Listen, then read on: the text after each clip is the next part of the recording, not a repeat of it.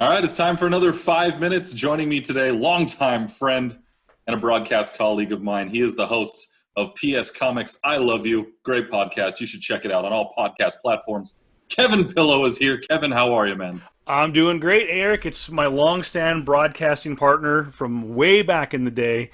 Glad to hear from you again.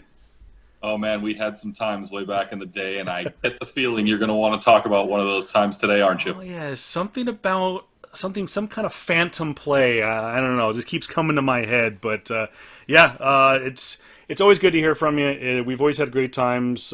We've caught up over the years, whether it be on the radio or at a Avalanche game. It was a good time to catch up with my good buddy. You know, it's great to talk to you. We could do this for hours. Matter of fact, we were doing it for quite some time before we started this recording. But the game you're talking about, the Phantom Play, we have a better name for it. We're going to talk about it in a little bit because we don't want to ruin it. I want to give everyone a disclaimer out there about what we're about to talk about. This was a game that had one of the strangest plays we've ever seen, pro, college, high school, or whatever. And I'm fairly certain in the moment we were the only two who noticed. And it was a high school football game from back in 2004. So some of the details are a little shaky from us. A little fuzzy.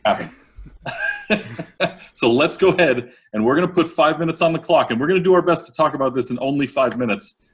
Try. But we'll try to pull it off. Here we go, 5 minutes on the clock. Let's rewind back to 2004. You and I just starting out in broadcasting, calling some of the first games we ever did. It was football in Orange County, California. We believe it was Buena Park and Troy High School. I think that's what it was. And we've come to that. Yeah, one of the wildest plays we have ever seen. The whole game, that whole season, Buena Park was just not good at football. You can tell them that they couldn't score. No, they could not.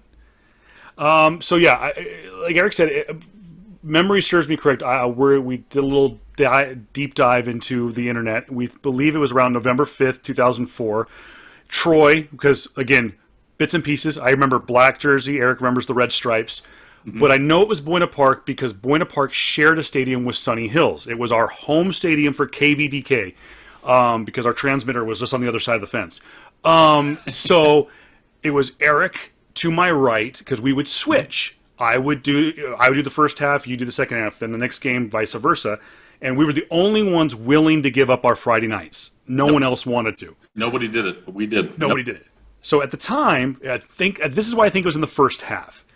It was already a blowout. Eric's to my right. Steve Hassler, who was our producer, is to my left.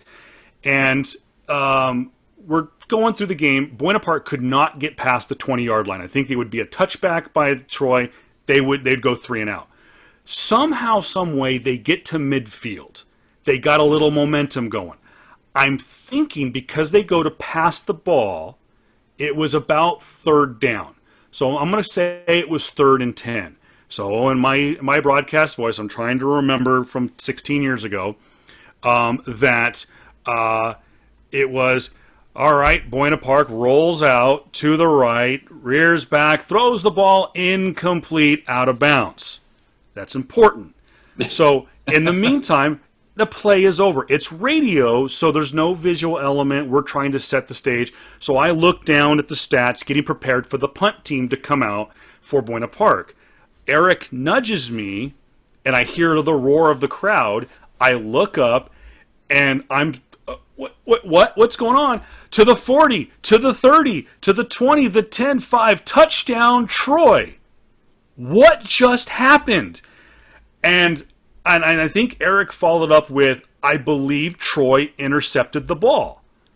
Now, out of the corner of my eye to my left, Steve used to do this. This is why I remember small bits and pieces. Steve would count heads on kickoff. He'd count the kickoff team. He'd count the return team. He's counting heads to make sure 11-11. He's not an official. It's just what he did. So I see out of the corner of my eye, Steve's going, there's 12. He mouths, doesn't say anything. There's 12 players. So, again, don't judge me 16 years later. I make what probably was, in hindsight, we'll call it an off-color remark. I think that's a fair way to describe it. I said, well, Eric, it seems to me we have a phantom interception. And Eric goes, where did it come? Like, who did it? And I said, well, I think we found the second gunman on the grassy knoll.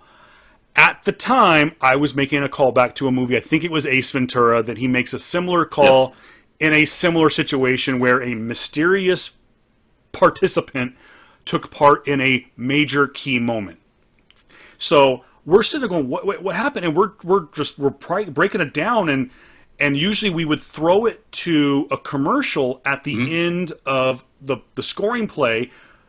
And I don't know if we did or not, but we're still like, what happened? And I'm thinking, and I think we did go to commercial, and we all three went, I think a guy sitting on the bench intercepted the ball and went, forget it, it's already a blowout. Why don't I just return the ball? And he did. And he scored a touchdown. And in the famous words of the Music City Miracle, there were no flags on the field. So it has been known for 16 years as the Phantom Interception. And it did get me into hot water about 12 hours later when we returned to the studio for our Saturday morning class. Ed Ford reprimanded me for making an off-color remark about the assassination of our president back in the 1960s, and I was like, yeah, you're probably right. I will throw my partner and my esteemed producer Steve under the bus. They laughed. So They sorry. did. They did. It's okay. So, by the way, we ran way over 5 minutes, and I don't even care because I'm going to keep it going. Because from my perspective, now I kept my eye on the play the entire time. You had gone down to write the stats down or whatever. look, As I remember it, I saw somebody jump up because it was thrown into a crowd along the sideline next to the sideline, and somebody jumped up and caught it, and both of us think, oh, look at that catch by the guy on the sideline, right? Just a teammate who just jumped up and caught it.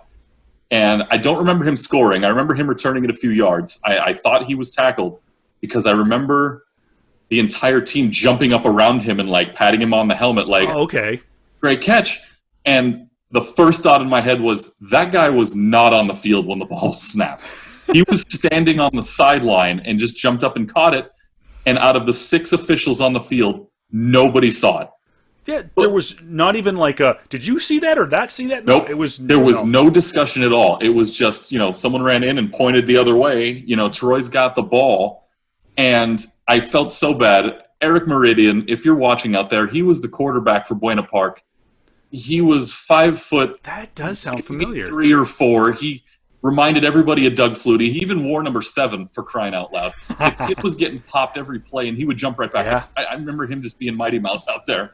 But that throw, one of the strongest he had all year, and to have that call happen, or not happen, I guess, was, I would say, easily the most vivid broadcast memory I have, even though I can't remember most of the details, but the play itself stands out in my head. You and I talk about it to this day, and I wanted to get you on so we could talk about it and share it with our viewers just because of the absurdity of what happened that day at Spalding Stadium, which, by the way, does not exist anymore, or at least has closed and is being renovated or built over Buena Park High School.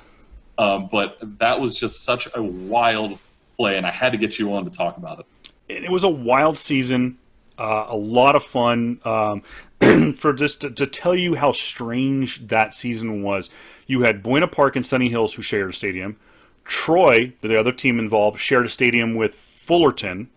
And then you had La Habra and Sonora who mixed in. And it was funny was, years later, I'm coming home from I think I was coming home from a playoff basketball, a basketball game I was covering for another station. And it was the same night as the CIF championships in football. And I looked up and I said, Buena Park won a CIF championship? And I texted you, I think, immediately, and you're like, dude, where you been? Buena Park's a powerhouse. And I was like, it had been a few years.